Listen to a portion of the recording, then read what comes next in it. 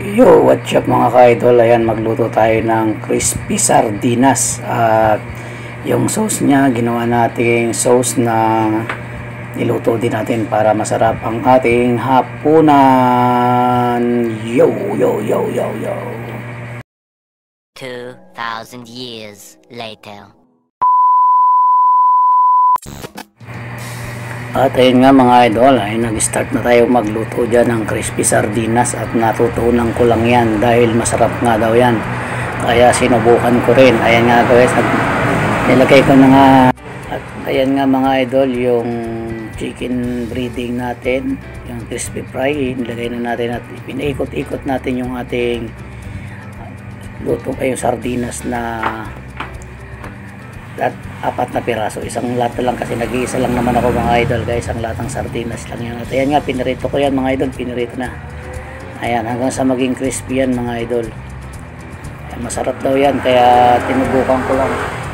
Ang daming motor dito mga idol, kaya ingay. Habang nagbo-voice over ako, maingay. Ayan, inintay ko lang siyang mag golden brown. Kapag golden brown na at talagang yun ay luto na mga idol. Kasi natutunan ko to na masarap daw to, kaya sinubukan ko din. Ayun nga, habang niluluto ko nga yan, ayan, nag golden brown na siya, malapit na siya maluto. At aahunin ko na yan mga idol, tatanggalin ko na yan at kakain na tayo. Pero syempre bago tayo kumain, lulutuin din natin yung sabaw niya o yung sauce ng sardinas. Gagawin naman nating sardinas steak yung sabaw, diba? Ang dami nating alam na putahe.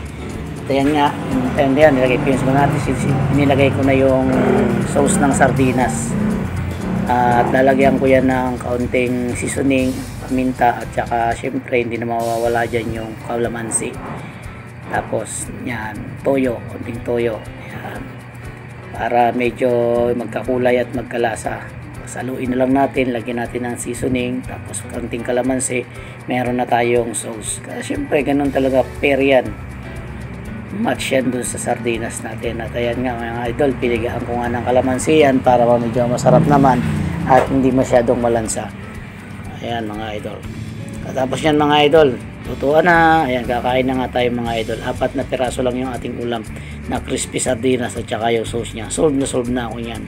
Hanggang kinabukasan pa yan, ulam ko pa rin yan. Tapos kanin, nalibasa nag-iisa lang tayo mga idol. God bless you all, hanggang dito na lang, bye bye. I look at you and it's easy to see you are that someone I've been trying to meet. I got your number, won't you pick